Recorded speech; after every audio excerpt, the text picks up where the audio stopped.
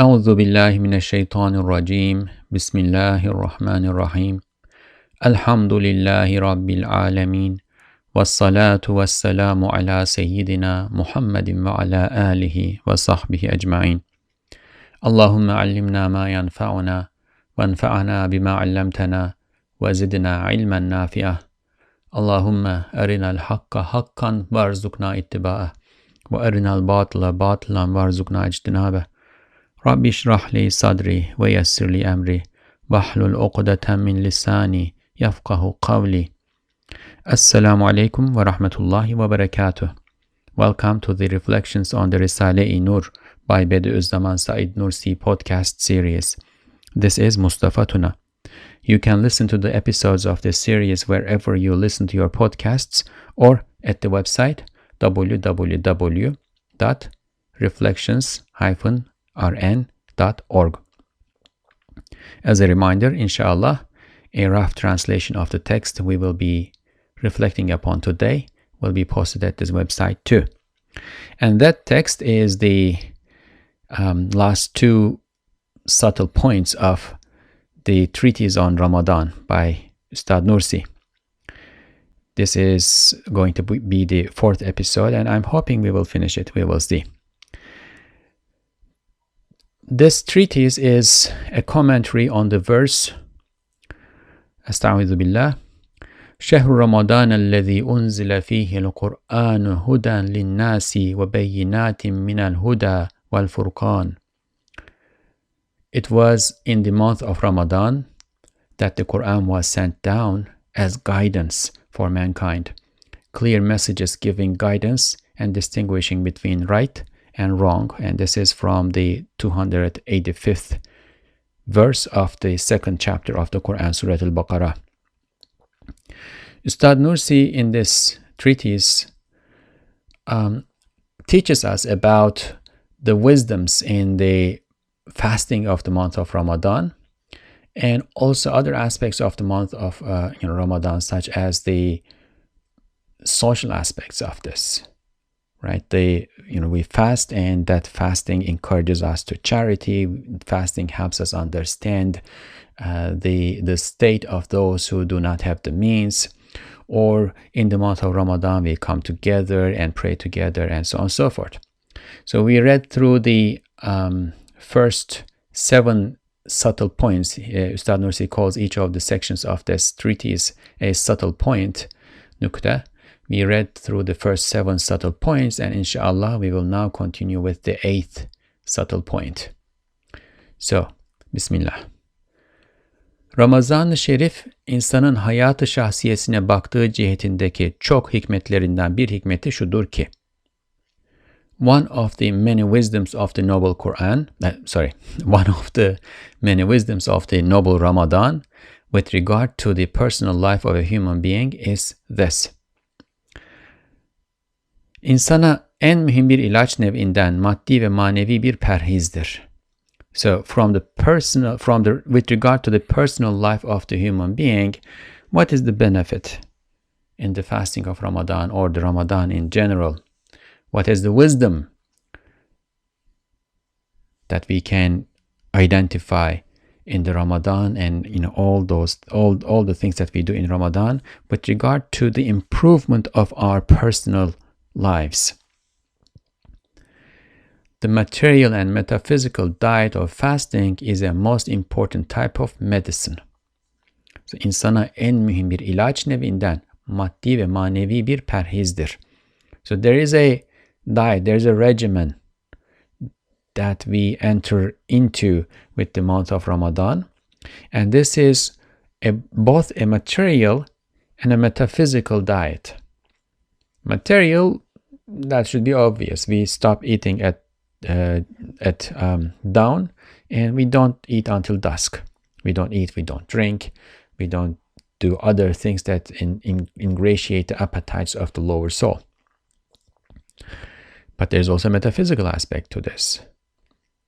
We try to keep our heart pure. In this month, Satan and its followers who trouble human beings are chained. according to some narrations, they are chained under the oceans.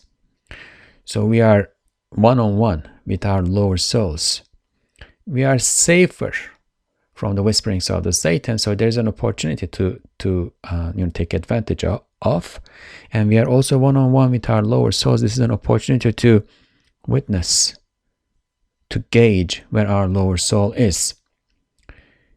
And in order to improve it, we have an opportunity through this observation, if it is into lying, if it is into backbiting, if it is into greed, if it is into vainglory, right? So the dust that rises from the whisperings of the Satans has settled, and we have somewhat more clear vision of what is going on with ourselves, and we are entering into this diet in which we are extra careful about observing the good character traits and avoiding the what Imam Ghazali calls the muhlikat, like the destroyers, destroying destructive character traits. So there's a diet, there's a regimen, new regimen going on in the month of Ramadan that is like a medicine. We all are sick. Our lower souls are all sick. One of the closest students of Bediuzzaman Said Nursi, Zubair Gunduzal, may God have mercy on both of their souls, one day goes to Ustad Nursi and says, "Oh Ustad, my lower soul, my nafs is really bad." So he may have been expecting a consolation about this, etc. And Ustad Nursi responds, yes, it is very bad. The lower soul is bad, right? That is the starting point. And we all have these bad lower souls. We all are sick. We all need medicine. And Ramadan, the fasting, the diet, the regimen of Ramadan is an opportunity for healing. So again, insana en mühim bir ilaç nevinden maddi ve manevi bir perhizdir ve tıbben bir hamiyedir ki insanın nefsi yemek içmek hususunda keyfe ma yaşa hareket ettikçe hem şahsın maddi hayatına tıbben zarar verdiği gibi hem helal haram demeyip rast gelen şeye saldırmak adeta manevi hayatını da zehirler. Daha kalbe ve ruha itaat etmek o nefse güç gelir. Serkeşhane dizginini eline alır. Daha insan ona binemez, o insana biner. The material and metaphysical diet of fasting is a most important type of medicine. It is a diet from a health point of view for the human being. When the lower soul of a human being acts as it wishes, so the lower soul, if you let it be, it will always go to what it desires here and now without the ability to think long term. It is absolutely short-sighted. It is just drawn to things. When the lower soul of the human being acts as it wishes, if you leave it alone, right, it is going to act as it wishes, attacking everything without consideration for what is lawfully permissible and what is prohibited. As it were, poisons one's metaphysical life, in addition to the harm that this causes in a person's material life from a health point of view. So there is a harm from a health point of view. If you leave the lower soul alone, if you put the lower soul in a grocery store and left it alone, depends on the person, but it's going to go to the sugary stuff, the chocolate, right? The fatty stuff. It will go to carbohydrates. It will go to drinks that are really harmful for it. It will probably sample alcohol and then get addicted to it and then go to alcohol, etc., etc., right? And that is totally harmful to the body, to the health. That is why in countries like America, there are these like epidemics of obesity. Cheap, tasty food that ingratiates the lower soul It's easily accessible, but it is harmful. It is harmful to the body. But that's not all about it. When the lower soul attacks everything without consideration for what is lawfully permissible and what is prohibited, as it were, that poisons one's metaphysical life too. As a result, so what happens when the metaphysical life is poisoned? What is the symptoms of that poisoning? As a result, obeying the heart and the spirit becomes difficult for that lower soul. We lose control over ourselves. We don't want to lie, but we keep finding ourselves lying. We don't want to have envy, but as we go about our lives, we find ourselves having a lot of envy. The heart wants to know its Lord. The spirit is drawn to its Lord, and it wants to get to the ultimate success in paradise. The intellect wants to have control according to reason, but the lower soul becomes unruly. It becomes unruly and takes its reins in its own hands. So it is like a beast of burden, as we are informed in narrations of prophetic traditions too. It becomes like a beast of burden. It becomes unruly, and not only that, it takes its reins in its own hands, i.e., you don't have the reins in your hands any longer. The human being cannot ride it any longer. Now, you cannot detach yourself from it either. You cannot just jump down and run away from this beast of burden. You are on it. There is no way to go. If you cannot ride it any longer, there's only one conclusion to that.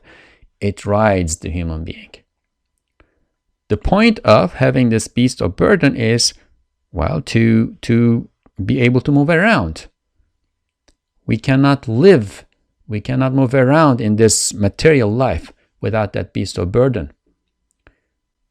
We need hunger because we need nutrition in order to survive. Hunger is the messaging that tells us you need to eat now, you need the nutrition to survive. We need thirst because we need the water to replenish our body, right? All of these are necessary. And therefore this beast of burden is a useful one. It's a terrain that we would not be able to move without it, on which we would not be able to move without it. However, if it takes the reins in its own hands, it rides us. We cannot ride it. So Ramadan is a medicine. The diet of fasting in Ramadan is a medicine that helps us against this poisoning. Ramazan-ı Şerif'te oruç vasıtasıyla bir nevi perhize alışır. Riyazete çalışır ve emir dinlemeyi öğrenir. Bir çare zayıf mideye de hazımdan evvel yemek üzerine doldurmakla hastalıkları celbetmez ve emir vasıtasıyla helali terk ettiği cihetle haramdan çekinmek için akıl ve şeriattan gelen emri dinlemeye kabiliyet peyda eder. Hayat-ı maneviyeyi bozmamaya çalışır. In the noble Ramadan, the lower soul gets used to a type of diet, a controlled diet. It trains to achieve self-discipline and learns to follow command. It does not attract sicknesses on the helpless stomach by filling it with more food before having digested the previously eaten food either. So the poor stomach takes a break. By leaving what is lawfully permissible upon command, it acquires an ability to follow the commands of the intellect and the sharia, to abstain from what is lawfully prohibited. So this is important. During the month of Ramadan, when we fast, we are leaving what is lawfully permissible. Is drinking water lawfully permissible, halal? Yes, of course. It is, halal. It is mubah. It is permissible. Is eating bread lawfully permissible? Yes, of course. As long as there is nothing added to it that would make it lawfully prohibited, or as long as it is earned with money that is deserved, yeah, it is all permissible. But in the month of Ramadan, we are telling the lower soul, well, yes, this is lawfully permissible, but for this month, there is this command that God told us to stop eating and drinking and doing other things that ingratiate you from dawn to dusk. You won't do it. This is the command. You'll follow it. Now it gets used to following command. It's practice, right? By following the command for abstaining from what is lawfully permissible, it acquires an ability to follow the commands of the intellect and the Sharia to abstain from what is lawfully prohibited. Now, why the intellect and the Sharia? Well, these are the two sources from which we derive what is permissible and what is prohibited in our lives. Sharia is probably easier to understand. God says in the Qur'an, do not eat pork. Do not eat the flesh of animals that die on their own or are devoured by wild beasts, killed by wild beasts, and we don't eat it. God says in the Quran, do not drink wine, and from that we conclude that all things that are intoxicating, right? We don't drink them. We don't drink intoxicant beverages. That's from the Sharia. But the intellect too.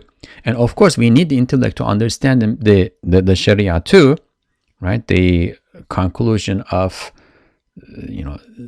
say that beer being intoxicant is, we process that with the intellect and the senses, etc. But also,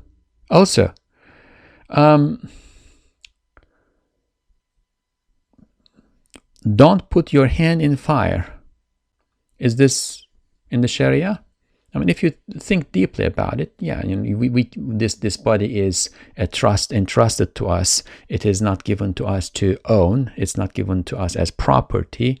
Therefore, we need to preserve it, protect it, etc. But even if it were not for that, there is a ruling that we derive from the intellect, or with the intellect, from our experiences, that tells us, do not put your hand in the fire, because if you do so, it will hurt. Be careful with the sharp knife, because if you are not, it will cut. Right? So all of these are commands. The thing is, because it is short-sighted, even when the intellect shows the lower soul what is to come at the end, it won't listen. It will be unruly. Eating sugar, eating a lot of sugar, eating a lot of refined flour, eating a lot of fatty food, eating a lot of junk food, right? Now, if you think of it, this is not prohibited. It may be discouraged, but it's not prohibited according to Sharia. However, the intellect prohibits it. So there are two layers of prohibition that we need to look into when we evaluate what we do and what we do not do. And in both cases, we need to resist the urging, the pulling and pushing, the nudging of the lower soul. Because it will always pull us in the wrong direction. We need to be able to pull back in the other direction. We need to get it used to. So remember the beast of burden? We need to get the reins in our hands, and we need to get it used to following command. We need to get it used to going right when we want to go right, going straight when we want to go straight, to turn around when we want it to turn around. it becomes unruly if it is not trained. It constantly needs to be trained. And the fasting in Ramadan is a perfect opportunity for that. Hem insanın ekseriyeti mutlakası açlığa çok defa müptela olur. Sabır ve tahammül için bir idman veren açlık riyazete muhtaçtır. Ramazan-ı Şerif'teki oruç 15 saat, sahursuz ise 24 saat devam eden bir müddeti açlığa sabır ve tahammül ve bir riyazettir ve bir idmandır. Demek beşerin musibetini ikileştiren sabırsızlığın ve tahammülsüzlüğün bir ilacı da oruçtur. Furthermore, the absolute majority of people become afflicted with hunger frequently. Now, for some people, probably including the, some among the listeners of this podcast who have access to electronic devices and the internet to listen to a recorded lesson, recorded reflection like this, right? This may sound far, right? The absolute majority of people become afflicted with hunger frequently. That I have this computer on which I'm recording, that I have this microphone that I'm using to record, etc., all mean that, I am, alhamdulillah, praise be to Lord, and gratitude be to my Lord, that I am given lots of opportunities, and I do not face hunger every once in a while in my life. But we should keep in mind that there are still many people around the world who are facing hunger, who are living under the poverty line, the poverty level. And if you think that Ustad Nursi was writing in the early 20th century, after First World War, before the Second World War, before modern technology had made food more available. Right now in the world, we produce more food than what will be enough to feed everybody, every human being sufficiently, but because of the problems of distribution and income equality and so on and so forth, that is not happening. That's a different question. But at that time, the amount of food production in the world was not at this level either. So hunger, famine, was something that visited most people throughout history. And Ustad Nursi is, building on this observation. And unfortunately, if it goes like this, we might, come to that point again. So there may be a small interlude between, let's say, the Second World War and whenever that, may God protect, that further calamity may visit humanity, when maybe not the absolute majority of people were afflicted with hunger, but still a third, a fourth, every year, frequently, people are afflicted with hunger.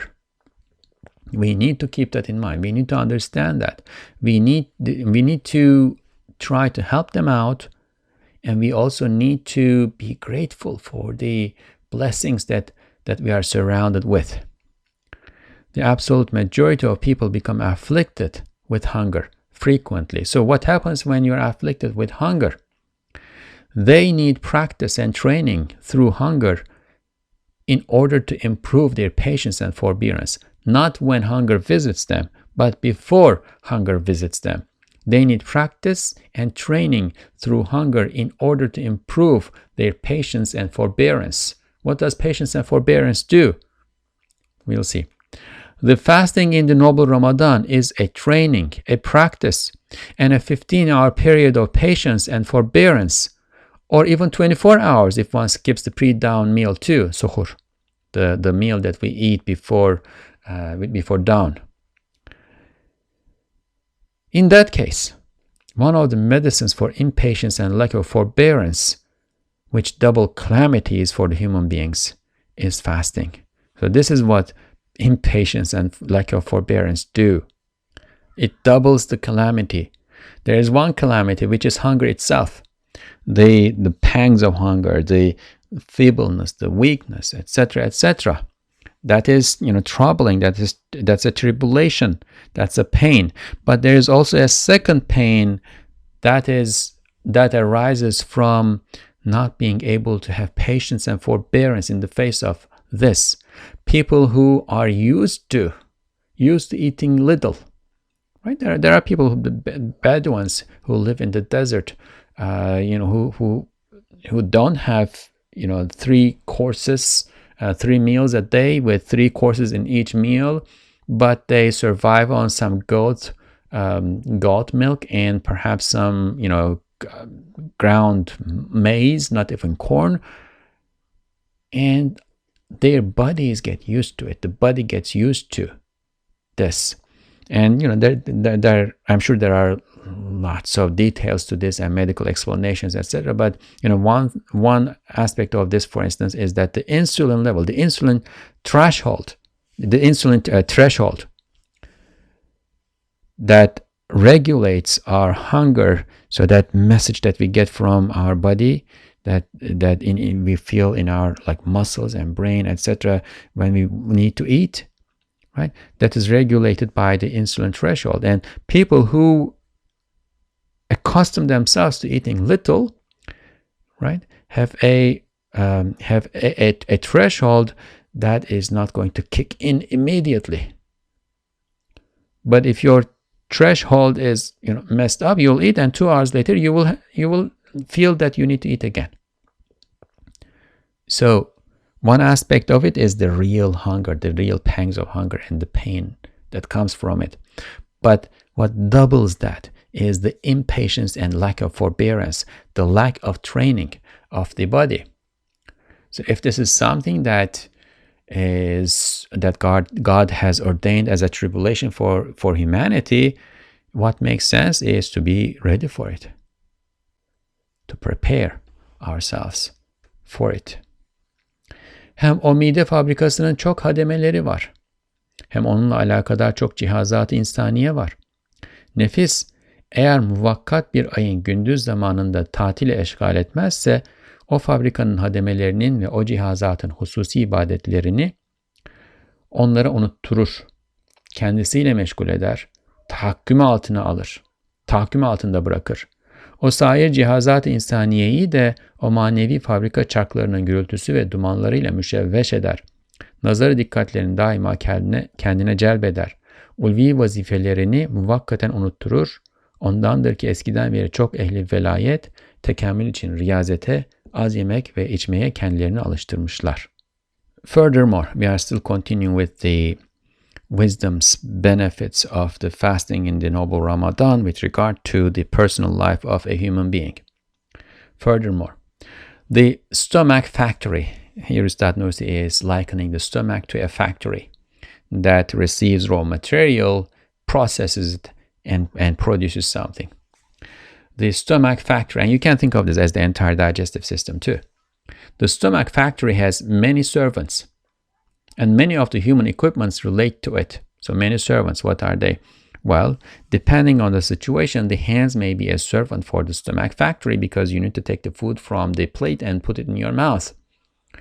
Or the tongue, right? It helps you, with chewing. The teeth, the saliva, the glands that produce the saliva, right? And then there are many human equipments that relate to it. Your intellect does not work well if you have eaten too much or too little, for instance. So there is a connection between what you eat and don't eat, and how much you eat, and your memory, your intellect, the health of your heart, right? The stomach factory has many servants, and many of the human equipments relate to it. If the lower soul does not take a break during daytime temporarily for a month, i.e. if you don't fast during the month of Ramadan, it makes the servants of the lower soul, makes the servants of that factory and those equipments forget about their specific forms of worship. Now this is important. Each and every one of those equipments, each and every one of those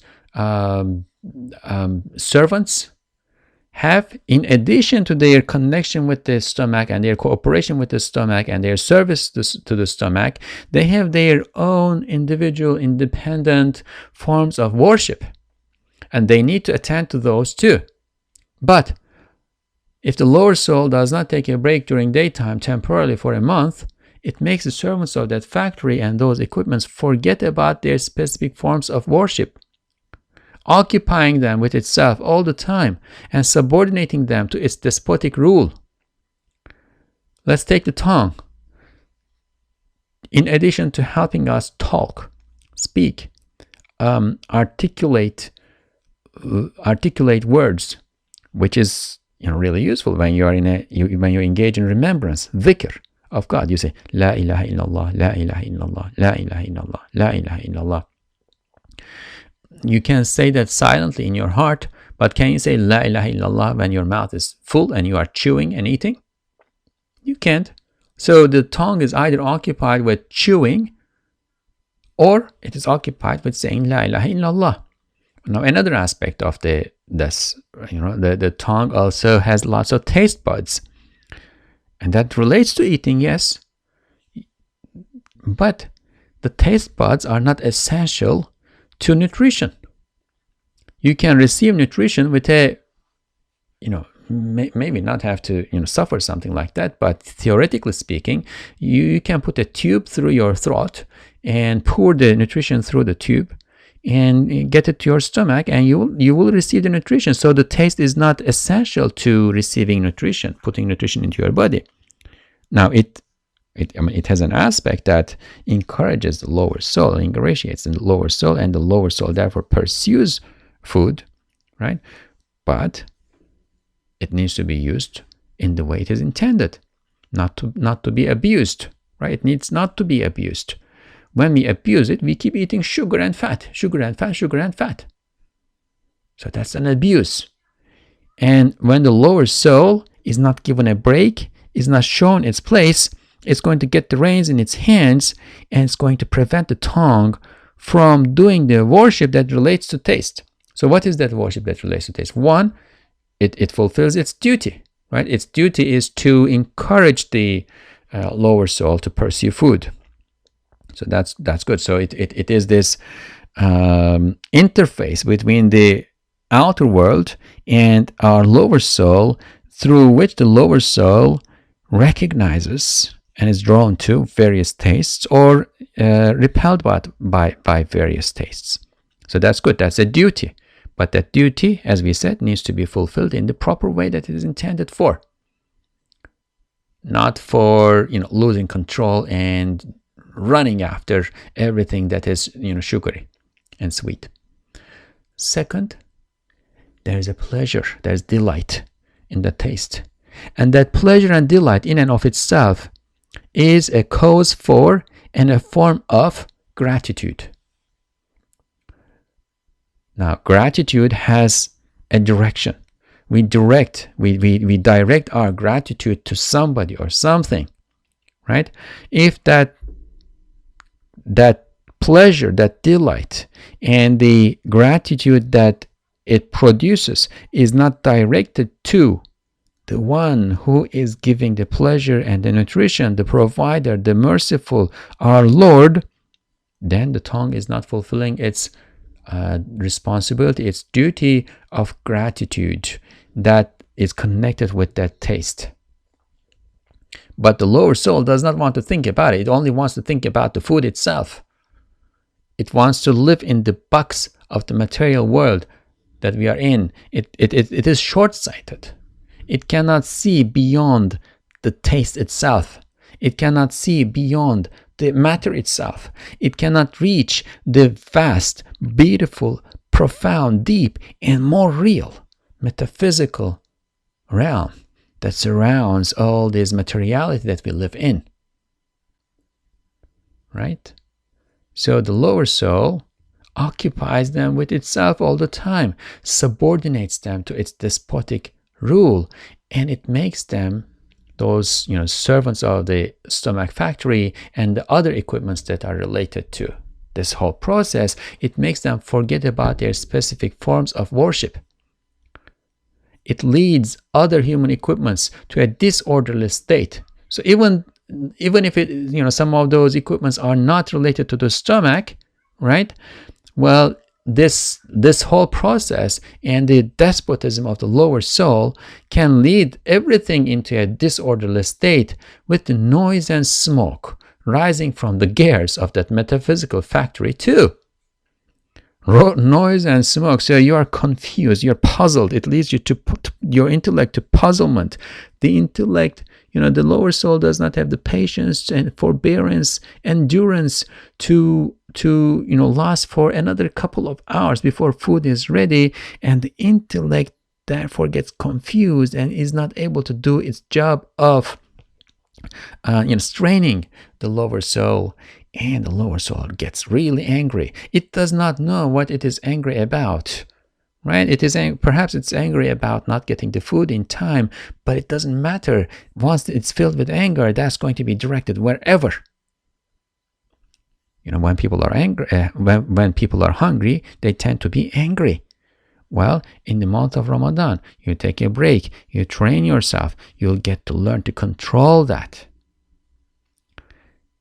It leads other human equipments to a disorderly state, with the noise and smoke rising from the gears of that metaphysical factory too. It continuously draws their attention to itself. It temporarily makes them forget their lofty duties. I mean, not all the time, right? It's going to be full, and then there will be a break in between the time that you ate and you're hungry again, and perhaps in that time you will be able to reconnect with your intellect and heart for a while, but that's going to be temporary. So every once in a while, the lower soul will confuse them, will puzzle them, draw their attention to itself, and make them forget their lofty duties, and those duties are lofty. If the tongue is tasting in order to assist the stomach, another aspect of this could be like you taste, and if it is poisonous, you pull it out. If it is not something good for you, you smell and taste, and you get to know. Sometimes, not all the time, right? But that's a duty, right? So if the tongue or the nose are doing this in order to assist in this divinely ordained, divinely appointed responsibility, then it's a lofty duty. If they are tasting and the taste is leading them to produce gratitude in our heart and spirit, then that's a lofty duty. But the lower soul can make it forget. This is why the aspirants of sainthood have long accustomed themselves to self-discipline and to eating and drinking little in order to progress toward perfection. The perfection is attained by purifying the soul, by cleansing the heart, trying to attain a sound heart, by purifying the spirit and getting it used to familiarizing it with subtle, lofty realities, by making the intellect be the commander of this whole machinery that the human being is, and so on and so forth. But if the lower soul is in command, that's not going to happen, and you won't be able to achieve perfection. You won't be able to progress toward perfection, right? It doesn't have to. We don't have to all get to the end point, but we all have to be on that path. Because if you are not on the path of progressing toward perfection, what that in 99% of the cases means is that the lower soul has taken the reins in its hands, and there's only one way that it's going to pull us to, and that is down. Fakat Ramazan-ı Şerif orucuyla o fabrikanın hademeleri anlarlar ki sırf o fabrika için yaratılmamışlar. Vesair cihazat o fabrikanın süfli eğlencelerine bedel, Ramazan-ı Şerif'te meleki ve ruhani eğlencelerde telezzüz ederler, nazarlarını onlara dikerler. Onun içindir ki Ramazan-ı Şerif'te müminler derecatına göre ayrı ayrı nurlara, feyizlere, manevi sürurlara mazhar oluyorlar. Kalp ve ruh, akıl, sır gibi letaifin o mübarek ayda oruç vasıtasıyla çok terakkiyat ve tefeyyüzleri vardır. Midenin ağlamasına rağmen onlar masumane gülüyorlar.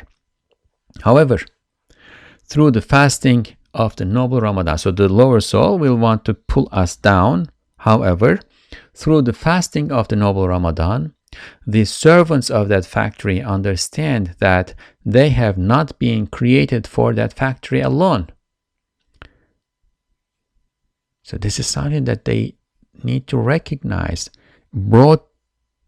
This is something that needs to be brought to their attention, constantly, because otherwise the lower soul will pull them. But with the fasting of the noble Ramadan, when the lower soul is tied up, it cannot pull them, right? It is acting under command. It is abstaining even from what is otherwise permissible, right?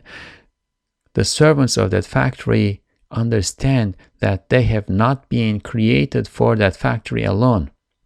In lieu of in place of the lowly entertainments of that factory, other equipments delight in angelic and spiritual entertainments during the noble Ramadan. Now that the noise has gone silent and the dust and smoke has settled, the other equipments, the heart, the secret, the intellect, right? They all have an opportunity to stop and take a break, calm down and focus and contemplate and enjoy, delight in the angelic and spiritual entertainments during the noble Ramadan. They can now have their eyes on those spiritual entertainments. They have their eyes on those spiritual entertainments. Their attention is not constantly taken away. This is why the believers are each graced with different lights, effusions, and metaphysical joys according to their degrees during the noble Ramadan. Think of it. Ramadan is a difficult time for the practicing Muslim, down to dusk. Right now, where I am, the dawn is around 5 a.m. and dusk is about 8 a.m. 8 p.m. That is exactly 15 hours. Not eating and drinking for 15 hours is not an easy thing. You get used to it. It gets easier and easier, but the body also loses some of its energy. So it also gets, in another respect, it gets more difficult and more difficult as time goes by in the month. However, ask around people who truly believe and practice with that sound faith will tell you that they enjoy Ramadan. We all enjoy Ramadan. We all enjoy Ramadan. Why? Because the gates of mercy are open. And this helps us receive more of those lights, more of those effusions, more of those metaphysical joys. The more we cleanse our hearts, the more we feel that. So there is a joy. There is a joy that we all experience in this blessed month. And when it comes to an end, therefore, we are saddened. Right? This is why the believers are each graced with different lights, effusions, and metaphysical joys. And some of them you may not recognize, you may not notice, but it is there. It improves you. And even if you do not recognize, it has an impact on your life for the rest of the year too. Various faculties such as the heart, the spirit, and the secret. The secret is that faculty that is secret, right? In the heart that truly knows God, that recognizes God, right? They all achieve much progress and receive much effusions through fasting in that blessed month, in the month of Ramadan. They laugh innocently, they smile, they are happy, even though the stomach is crying. All right, we are moving to the 9th subtle point inşallah. Ramazan-ı Şerif'in orucu doğrudan doğruya nefsin mevhum rububiyetini kırmak ve aczini göstermekle ubudiyetini bildirmek cihetindeki hikmetlerinden bir hikmeti şudur ki, nefis Rabbisini tanımak istemiyor, firavunane kendi rububiyet istiyor. So one of the wisdoms of the fasting in the noble Ramadan, with regard to breaking the lower soul's supposed lordship and making it recognize its worshipful slavehood by exposing its impotence, is this: the lower soul does not want to recognize its Lord. It demands lordship for itself in a pharaonic way. So let me go back to this and try to open it up a little bit. There's a wisdom in the noble Ramadan with regard to breaking the lower soul's supposed lordship. What is that supposed lordship? Mawhum, fancifully supposed lordship. The lower soul, for some reason, thinks that it is the owner. It owns itself. It owns what is under its hands. It thinks it can do as it wants, as it wishes. It thinks it possesses, you give it a pen, it thinks the pen belongs to it and nobody can take it from it. It doesn't recognize that, as we mentioned earlier in the fourth subtle point, it itself constantly needs to be nurtured. It itself is owned. It does not have control on itself. It exists because it is being sustained. If God were to withdraw his sustenance for a moment, it would simply disappear.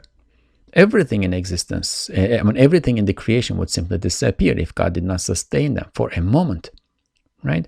So the lower soul does not recognize any of this. It only sees itself, and it sees itself really great and big. It's like Pharaoh. The Pharaoh who said, am I not your Lord? Who thought that it was a Lord of the people who lived in his land, because somehow that land was associated with his name. He thought that all the food that was being produced in that land was his, and he was the one sustaining the people in there, and therefore they were all his property too. That's how the lower soul is. It's like a Pharaoh. It does not recognize that it is a slave. When the sea parts and the Pharaoh walks after Moses alayhi salam, and then the sea closes up again, that is when death, the ultimate death, has certainly arrived. That is only when Pharaoh recognizes that it is a slave, or he is a slave, and prostrates and starts to trembling probably, and says, I believe in the Lord of Moses, etc. Well, too late. But we should make sure that it's not too late for our lower souls. Every lower soul, unless trained, right, has this kernel in it, this kernel of ownership and appropriation, and seeing the self only and worshiping the self only. Self-centeredness, right? The lower soul has this supposed lordship, and the fasting makes it recognize its worshipful slavehood. How? By exposing its impotence. You're weak. You have no power to do anything. You have no power to do anything. You cannot, as we mentioned before, you cannot even stretch out your hand to a cup of water in order to drink it if you are not commanded to do so, or if the prohibition is not lifted. Nefis Rabbisini tanımak istemiyor. So how do we understand this? Ustad Nursi will provide a beautiful metaphor, a beautiful parable here, which I actually went ahead and mentioned before. Nefis Rabbisini tanımak istemiyor. Firavunane kendi rububiyet istiyor. Ne kadar azaplar çektirilse o damar onda kalır. Fakat açlıkla o damarı kırılır. İşte Ramazan-ı Şerif'teki oruç doğrudan doğruya nefsin firavunluk cephesine darbe vurur, kırar. Aczini, zaafını, fakrını gösterir, abd olduğunu bildirir. The lower soul does not want to recognize its Lord. If it recognizes, it won't be able to act as it wishes. So it just suspends reason, buries its head in the sand, closes its eyes, closes its ears. The message is clear. Reality is clear, but it does not want to recognize its Lord. It demands lordship for itself in a pharaonic way. Now, this is the case for all lower souls. That means it is the case for the lower souls of believers too, right? We all suffer from this. This is one of the reasons why we are in this world, to struggle with it, and continually make choices, right? We continue to choose our Lord over our lower soul, which is an indication, which is our proclamation of God is greater. Allahu Akbar, right? Always God is greater. God is greater than me wanting to eat. God is greater than me wanting to drink. God is greater than me wanting to watch this movie while it is time to pray, and I need to pray within half an hour or the time will be over. So God is greater than everything, but the lower soul has a vein, a trait that does not want to recognize it, that will do anything in order to keep its head under the sand in order not to see this. That vein remains with it no matter how much it is tormented. You cannot use punishment to get that vein out of it either, with one exception. Yet hunger breaks that vein. Hence, the fasting in the noble Ramadan deals a blow directly to the pharaonic aspect of the lower soul and breaks it. It exposes the lower soul's impotence, weakness, and poverty, and makes it know that it is a slave. So, if you gave a slap on the face of the lower soul, it would get angry and try to fight you back. If you did other things, if you punished in other ways, it would get, angrier and angrier. And although it would perhaps lose power in one respect, the anger itself would become a source of energy, and perhaps even to its own destruction. It would keep attacking you. It would not break down, right? But hunger breaks that vein, because now hunger is coming from inside. It is weakening, it's exposing its impotence, its weakness, its poverty, its neediness, right? All of these are exposing. Now, we can talk about this a bit more, but Ustad Nursi here provides a really beautiful parable. We should read that first. Hadisin rivayetlerinde vardır ki, Cenab-ı Hak nefse demiş ki, ben neyim sen nesin? Nefis demiş, ben benim sen sensin. Azap vermiş, cehenneme atmış, yine sormuş, yine demiş, ene ente ente. Hangi nevi azabı vermiş? Enaniyetten vazgeçmemiş. Sonra açlıkla azap vermiş, yani aç bırakmış, yine sormuş. Men ene ve ma ente. Nefis demiş, ente Rabbi er-Rahim, ente Rabbi er-Rahim ve ene abdukel aciz. Yani sen benim Rabbi Rahim'imsin, ben senin aciz bir abdinim. So it is mentioned in the narrations of prophetic traditions that the sublime real, God, has asked the lower soul, what am I? What are you? The lower soul has responded, I am I, you are you. So God, he has tormented it. He has put it in hell and asked again. Yet it has still responded, I am I, you are you. Whichever way he has tormented it, the lower soul has not abandoned its I-ness, ananiya. Then God has tormented it with hunger. That is, he has left it hungry, then asked again, who am I? What are you? The lower soul has responded, Anta Rabbi Rahim, wa ana abduka al-ajiz. That is, you are my merciful Lord, I am an impotent slave of yours. So this is mentioned in the narrations of prophetic traditions.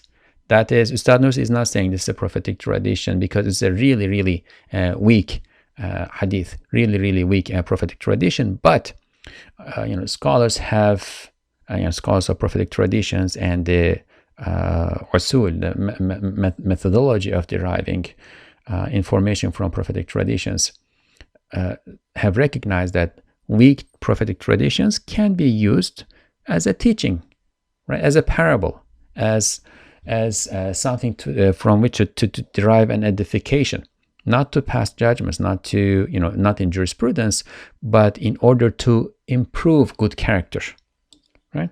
So this prophetic tradition is mentioned in a book called Durratul Wa'izin, and it's not a extremely reliable source.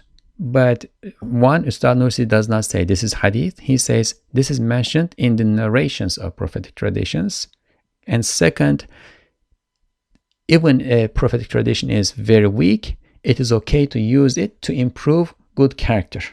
Okay, so sometimes there are objections to this. That's why I'm mentioning this. Let's put that aside, and then now let's focus on the narration itself. The sublime real has asked the lower soul, and before this, the sublime real, in that narration, God tells the intellect to turn to him. The intellect turns to him, and then he tells the intellect to turn away. The intellect turns away. So the intellect is obeying, following command. Then God tells the lower soul, turn to me. It doesn't. It doesn't listen. It doesn't obey. It just, nothing. Right? And then God asks, what am I? What are you? And you're like, who are you that you are not listening? Right? The lower soul responds, I am I. You are you. Leave me alone. Astaghfirullah. May God forgive. So God torments it in various ways. He puts it in hellfire. Then asks again. Yet it still responds, I am I. You are you. Whichever way he torments it, the lower soul does not abandon its I-ness, this, pharaoh-like self-centered notion of self. Then God torments it with hunger. Now, what happens with hunger? The inner energy is disappearing. We are becoming feeble. It's like a car, right?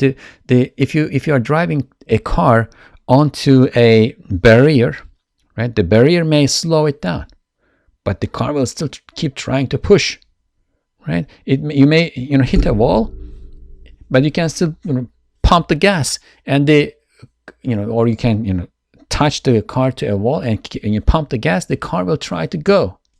Keep trying and trying and trying and trying as long as you pump the gas. So the lower soul has this pumping gas that is being pumped. But if it runs out of gas, it comes to a stop. So hunger is like running out of gas. It brings the lower soul to a stop. So therefore God torments it with hunger. That is, he subjects it to hunger. And now with hunger, the lower soul recognizes, oh, I don't own myself. I cannot even lift my finger.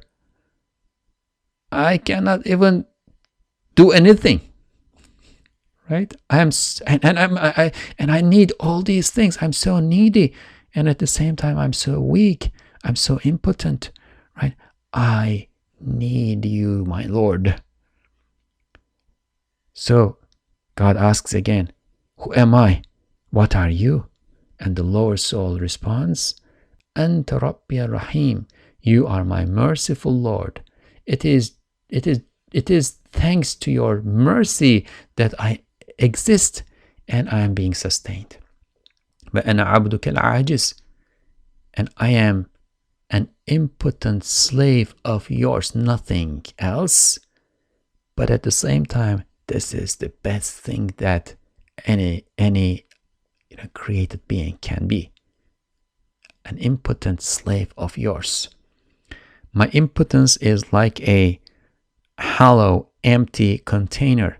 The larger the container, the more of your mercy I can fill in there.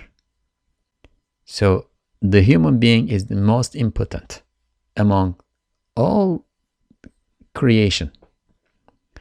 So we are all impotent slaves of God. And this Ramadan, this fasting in Ramadan, once again is an opportunity for us to recognize that we are impotent slaves of God. May we come to that recognition, and once we come to that recognition, from there we can move on to lots of light, lots of effusions.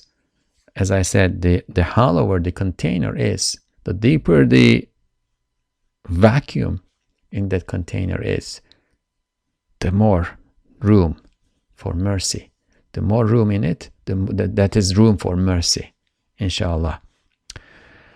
Allahumma salli wa sallim ala Sayyidina Muhammadin salatan takunu laka rida'an wa lihaqqihi ada'an bi'adadi thawabi hurufi al-Qur'ani fi shahri Ramadan wa ala alihi wa sahbihi wa sallim.